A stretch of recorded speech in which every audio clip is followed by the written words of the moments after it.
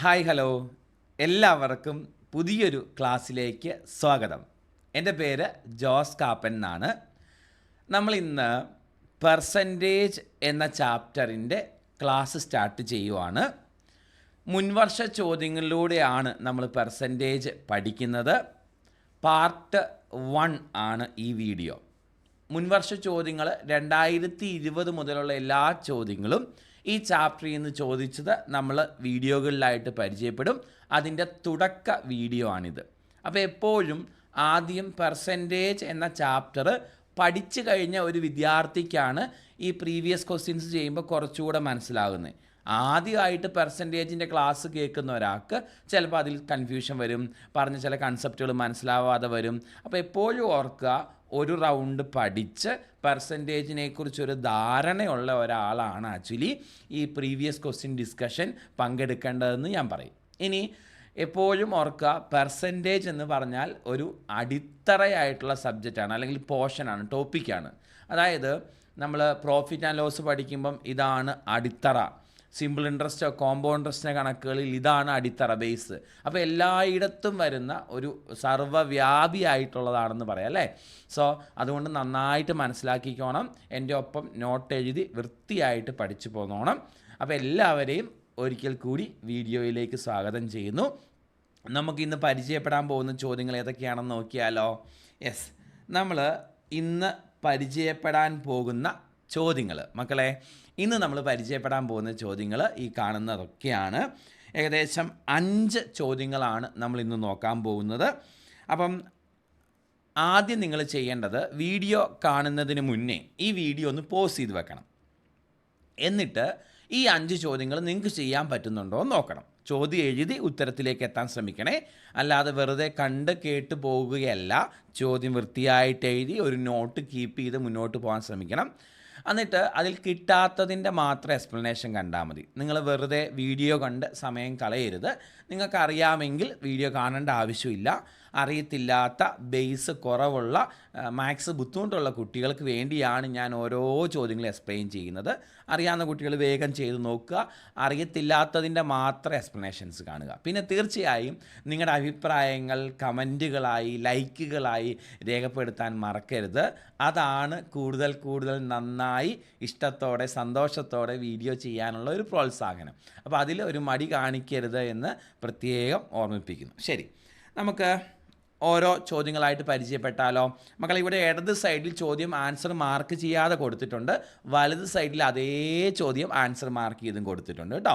അപ്പോൾ അത് ചെയ്ത് നോക്കുക. നമുക്ക് ഓരോ ചോദ്യങ്ങളായിട്ട് പരിചയപ്പെടാം. മക്കളെ, ഇന്നത്തെ ആദ്യത്തെ ചോദ്യം ഇതാണ്. ഒരു സംഖ്യയുടെ 30% 75% തമ്മിലുള്ള വ്യത്യാസം 1350 ആണെങ്കിൽ സംഖ്യ ഏത്? അപ്പോൾ ചോദ്യം ഇതാണ്. ഒരു സംഖ്യയുടെ 30% അല്ലേ, 30% 75% തമ്മിലുള്ള വ്യത്യാസം 1350 ആണെന്ന് തന്നിട്ടുണ്ട്. മക്കളെ, നമുക്കറിയാം ഈ 30% 75% തമ്മിൽ എത്ര ശതമാനത്തിൻ്റെ വ്യത്യാസമുണ്ട് മക്കളെ? 45% വ്യത്യാസമുണ്ട്. ഈ 45% എന്ന് പറയുന്നതാണ് 1350. ശരിയല്ലേ? ഒരു സംഖ്യയുടെ 30% 75% തമ്മിൽ 1350 വ്യത്യാസം ഉണ്ടെന്ന് പറഞ്ഞാൽ 45% 1350 തുല്യമാണെന്ന് അർത്ഥം. കാരണം ഇതും തമ്മിൽ 45% വ്യത്യാസം. അതാണ് 1350. ഓക്കെ, അപ്പോൾ സംഖ്യയുടെ 45% 1350 ആണെങ്കിൽ സംഖ്യ കാണാൻ 100% എത്രയാണെന്ന് നോക്കണം അല്ലേ. ഇങ്ങനെ വന്നാൽ നമുക്കറിയാം ക്രോസ് മൾട്ടിപ്ലിക്കേഷനാണ് നമ്മൾ ചെയ്യുന്നത് അല്ലേ. സോ ഇത് ക്രോസ് മൾട്ടിപ്ലൈ ചെയ്യുമ്പം ഇങ്ങനെ കിട്ടും. ആണോ? 100 × 1350 ഡിവൈഡഡ് ബൈ 45 അല്ലേ. മക്കളെ, ഈ 45ഉം 135ഉം കൂടെ വെട്ടിക്കളയാം. 45 × 3 ആണ് 135. ഒരു 0 കൂടി ഇടാം. ആൻസർ 3000 എന്ന് കിട്ടും. എളുപ്പമുള്ള ചോദ്യമാണ്. ആൻസർ 3000 ആണ്. ഓപ്ഷൻ ഡി ആണ് കറക്റ്റ് ഉത്തരം. മുന്നോട്ട് പോവാം. നെക്സ്റ്റ് ക്വസ്റ്റ്യൻ, രണ്ടാമത്തെ ചോദ്യം. ഒരു സംഖ്യയുടെ 30% 70% തമ്മിലുള്ള വ്യത്യാസം 60 ആയാൽ സംഖ്യ ഏത്? മക്കളെ, 30% 70% തമ്മിലുള്ള വ്യത്യാസം അല്ലേ? ഇതേ മുമ്പേ ചോദിച്ച സെയിം പാറ്റേണാണ്. 30%-വും 70%-വും തമ്മിൽ 40%-ൻ്റെ വ്യത്യാസമല്ലേ? ആ വ്യത്യാസമാണ് ഇവർ 60 എന്ന് തന്നേക്കുന്നത്. അപ്പം 40% സംഖ്യയുടെ 60-ന് തുല്യമാണ്. 100% എത്ര എന്ന് നോക്കിയാൽ ഉത്തരം കിട്ടും. സംഖ്യ കാണാൻ 100% എത്ര എന്ന് നോക്കണം. ശരിയല്ലേ?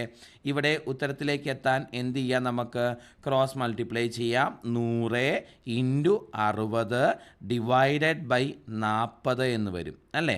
ഈ 60-ഉം 40-ഉം 20 വെച്ച് വെട്ടിക്കളയാം. ഇത് 3 തവണ, ഇത് 2 തവണ, 2ഉം 100ഉം വെട്ടിക്കളയാം. 50 50 × 3 150 എന്നാണ് നമുക്കിതിന് ഉത്തരമായിട്ട് കിട്ടുന്നത്. ചെയ്തത് ക്ലിയർ ആണല്ലോ? ഒരു സംശയമില്ലല്ലോ? പക്ക. ശരി, എങ്കിൽ നമുക്ക് അടുത്ത ചോദ്യത്തിലേക്ക് വരാം. 240-ൻ്റെ 16 3 2%. മക്കളെ, 240-ൻ്റെ അല്ലേ 16 3 2% എത്ര? 16 3 2% എത്ര? മക്കളെ, പഠിച്ചു വെച്ചോണം. പലപ്പോഴായിട്ട് ചോദിക്കാറുണ്ട് 16 3 2% കാണാൻ. ഓർക്കുക, ഒരു സംഖ്യയുടെ 16 3 2% കാണണമെങ്കിൽ ആ സംഖ്യയെ 1/6 കൊണ്ട് ഗുണിച്ചാൽ മതി. 16 3 2% കാണാൻ അതിനെ 1/6 കൊണ്ട് ഗുണിച്ചാൽ മതി എന്നൊന്ന് പഠിച്ചു വെക്കുക കേട്ടോ. അപ്പോൾ അങ്ങനെയാണെങ്കിൽ ഉത്തരം കാണാൻ 240 × 1/6 എന്ന് കിട്ടും അല്ലേ? യെസ്, നമുക്കറിയാം ഈ 6ഉം 24ഉം കൂടെ വെട്ടിക്കളയാം. 6 4 24, 0 ആൻസർ 40 എന്നാണ് കിട്ടുന്നത്. സോ നമ്മുടെ ആൻസർ ഓപ്ഷൻ ഡി ആണ് കറക്റ്റ്. ഇനി അതിനൊപ്പം കുറച്ച് കാര്യങ്ങളൊന്ന് പഠിച്ചോണേ. ഞാൻ എഴുതി തരാം. ഒരു സംഖ്യയുടെ 11 9 കാണാൻ എന്ത് ചെയ്യണം? സംഖ്യയെ 1/9 കൊണ്ട് ഗുണിക്കണം. പഠിച്ചോണം. ഒരു സംഖ്യയുടെ 33 3 കാണാൻ എന്ത് ചെയ്യണം? സംഖ്യയെ 1/3 കൊണ്ട് ഗുണിച്ചോണം. പഠിച്ചോണം. സംഖ്യയുടെ 66 3 2% കാണാൻ സംഖ്യയെ 2/3 കൊണ്ട് ഗുണിക്കണം. അതും കാണാതെ പഠിക്കണം.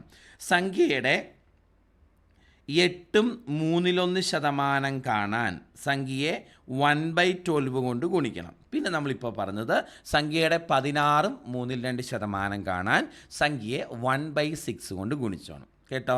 ഇത്രയും പഠിക്കാനുള്ളതാണ്. എന്നോട് ദേഷ്യം തോന്നിയിട്ട് കാര്യമൊന്നുമില്ല. എക്സാമുകൾക്ക് വരുന്ന സാധനം തന്നെയാണ്. ഞാൻ എൻ്റെ പോക്കറ്റിൽ നിന്ന് എടുത്തിടുന്ന ചോദ്യമൊന്നുമല്ല. അതുകൊണ്ട് എന്ത് ചെയ്യണം? പഠിക്കണം. ശരി, എക്സാമുകൾക്ക് പലപ്പോഴായിട്ട് ചോദിച്ചിട്ടുണ്ട്. നമ്മളിനി മുന്നോട്ട് അടുത്ത വീഡിയോസ് വരുമ്പം അതിൽ തന്നെ ഇത്തരം ചോദ്യങ്ങൾ കാണാം. അപ്പോൾ വീണ്ടും ഞാൻ പറയില്ല, എൻ്റെ ഒപ്പം ഇപ്പം തന്നെ പഠിച്ചോണം. സെറ്റല്ലേ? ആണ്. മുന്നോട്ട് നെക്സ്റ്റ് ക്വസ്റ്റ്യൻ നല്ലൊരു ചോദ്യമാണ്. ഡിഗ്രി പ്രിലിംസിൻ്റെ ചോദ്യമാണ്. ഒരു ആശുപത്രി വാർഡിൽ 25% ആളുകൾ COVID-19 ബാധിതരാണ്. അപ്പം ആശുപത്രി വാർഡിൽ 25% പേർക്ക് കോവിഡുണ്ട്. 25% പേർക്ക് കോവിഡുണ്ട് എന്നല്ലേ പറഞ്ഞേക്കുന്നത്? ആണ്. അതിൽ കോവിഡ് ഉള്ളവരിൽ 100 പേർ പുരുഷന്മാരും 10 പേർ ട്രാൻസ്ജെൻഡേഴ്സും ബാക്കിയുള്ളവർ സ്ത്രീകളുമാണ്. അപ്പോൾ 25% പേർക്ക് കോവിഡുണ്ട്. അതിൽ 100 പേര് പുരുഷന്മാർ, 10 പേര് ട്രാൻസ്ജെൻഡേഴ്സ്. മക്കളെ, ബാക്കിയുള്ളവരെല്ലാം സ്ത്രീകളാണ്. ശരി, ഇനി ആ വാർഡിൽ 300 സ്ത്രീകൾ ഉണ്ടായിരുന്നെങ്കിൽ അത് മൊത്തം ജനങ്ങളുടെ 50% അപ്പം 300 സ്ത്രീകൾ അവിടെ ഉണ്ടായിരുന്നെങ്കിൽ മൊത്തം ജനങ്ങളുടെ 50% എന്നല്ലേ? അപ്പോൾ ആകെ ജനങ്ങളുടെ 50% 300 പേർക്ക് തുല്യമാണെങ്കിൽ അവിടെയുള്ള ആകെ ആളുകൾ 600 ആണ് എന്നല്ലേ മക്കളെ അർത്ഥം? ഞാൻ ഒന്നുകൂടെ പറയാം, ശ്രദ്ധിച്ച് കേട്ടോ ദാസ. അതായത് 300 പേരുണ്ടായിരുന്നെങ്കിൽ ആകെ ആളുകളുടെ 50% എന്ന് പറഞ്ഞാൽ ആകെ ആളുകൾ 600 പേര് അവിടെ ഉണ്ട് എന്നതല്ലേ അർത്ഥം? ഒന്നുകൂടെ പറയാം, 50% 300 സ്ത്രീകൾ ഉണ്ടായിരുന്നെങ്കിൽ എന്ന് പറഞ്ഞാൽ അവിടെ ആകെ 600 പേരുണ്ട് എന്നല്ലേ അർത്ഥം? അതുകൊണ്ടല്ലേ 50% 300-ന് തുല്യമാകുന്നത്.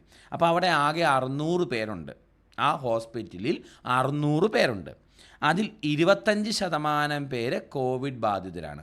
അപ്പോൾ 600ൻ്റെ 25% കാണണം മക്കളെ. 600ൻ്റെ 25% കാണാൻ ഓർക്കുക, ഏതൊരു സംഖ്യയുടെയും 25% കാണാൻ, ഏതൊരു സംഖ്യയുടെ 25% കാണാൻ സംഖ്യ ബൈ 4 ചെയ്താൽ മതി. അല്ലെങ്കിൽ നിങ്ങൾ സാധാരണ ചെയ്യുന്ന പോലെ 600 × 25/100 ചെയ്യാം.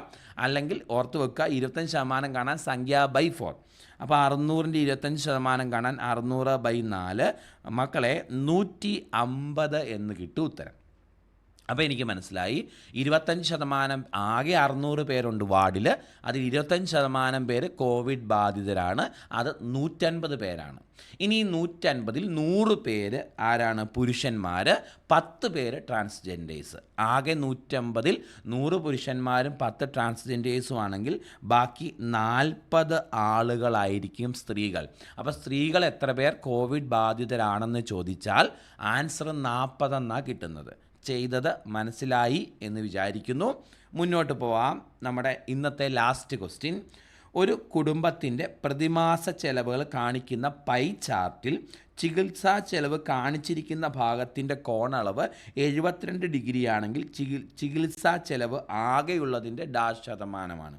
അതായത് പൈ ചാർട്ട് എന്ന് പറഞ്ഞാൽ ദേ മക്കളെ ഇങ്ങനെ ഒരു സർക്കിള്, അതിൽ അവർ പറഞ്ഞേക്കുവാണ് അവരുടെ ചികിത്സാ ചെലവ് കാണിച്ചേക്കുന്ന ഭാഗത്തിൻ്റെ കോണളവ് എന്ന് പറഞ്ഞാൽ ഇങ്ങനെയാണ്. അതിൽ 72 ഡിഗ്രിയാണ് ഈ ചികിത്സാ ചെലവ് കാണിച്ചേക്കുന്ന ഭാഗത്തിൻ്റെ കോണളവ്. അതായത് ഇതാണ് ഉദ്ദേശിച്ചേക്കുന്നത്. അപ്പം ചികിത്സാ ചെലവ് ആകെ ചെലവിൻ്റെ എത്ര ശതമാനമാണെന്ന ചോദ്യം. മക്കളെ നമുക്കറിയാം ഈ ഫുൾ റൗണ്ട് 360 ഡിഗ്രി അല്ലേ? ആണ്. അപ്പോൾ ആകെ 360, അതിൽ 72 ഡിഗ്രിയാണ് ചികിത്സാ ചെലവിൻ്റെ ഭാഗത്തെ കോണളവ്. ശരിയാണോ? അപ്പോൾ എത്ര ശതമാനമാണെന്നറിയാൻ 72 ഡിഗ്രി 360 ഡിഗ്രിയുടെ എത്ര ശതമാനമാണെന്ന് നോക്കിയാൽ മതി. 72/360 × 100 എന്ന് വരും. ഓക്കെ, ഈ 0 വെട്ടിക്കളയാം. അതുപോലെ 36ഉം 72ഉം വെട്ടിക്കളയാം 2 തവണ. 2 × 10 20% ചികിത്സയ്ക്കായിട്ട് ചിലവാക്കിയേക്കുന്നത്. അതായത് ഫുൾ റൗണ്ട് 360, അതിൽ 72 ഡിഗ്രിയാണ് ചികിത്സയുടെ ചെലവിൻ്റെ ഭാഗത്തെ കോണളവ്. അപ്പം 72 ഡിഗ്രി 360 ഡിഗ്രിയുടെ എത്ര ഭാഗമാണ്, എത്ര ശതമാനമാണെന്ന് നോക്കണം. 72/360 × 100 ഉത്തരം. സോ ആൻസർ 20% എന്ന് കിട്ടും. ഓപ്ഷൻ ബി ആണ് കറക്റ്റ് ഉത്തരവായിട്ട് വരുന്നത്. മക്കളെ, അപ്പം ഇന്നത്തെ ചോദ്യങ്ങളെല്ലാം പരിചയപ്പെട്ടല്ലോ. പെർസെൻറ്റേജ് നമ്മൾ തുടങ്ങിയിട്ടേ ഉള്ളൂ. 5 ചോദ്യങ്ങൾ ചെയ്തു. 2020 മുതലുള്ള ചോദ്യങ്ങളാണ് സ്റ്റാർട്ട് ചെയ്തേക്കുന്നത്. ചോദ്യം എഴുതി മുന്നോട്ട് പോക്കോണം. മനസ്സിലായി, ഇഷ്ടപ്പെട്ടു, ഈ ക്ലാസ്സുകളൊക്കെ ഉപകാരപ്പെടുന്നുണ്ട് എന്ന് പ്രതീക്ഷിക്കുന്നു. തീർച്ചയായും നിങ്ങളുടെ ഇഷ്ടങ്ങൾ, നിങ്ങളുടെ സന്തോഷങ്ങൾ കമൻറ്റുകളായും ലൈക്കുകളായും തരണം എന്ന് വീണ്ടും ഓർമ്മിപ്പിക്കുന്നു. താങ്ക്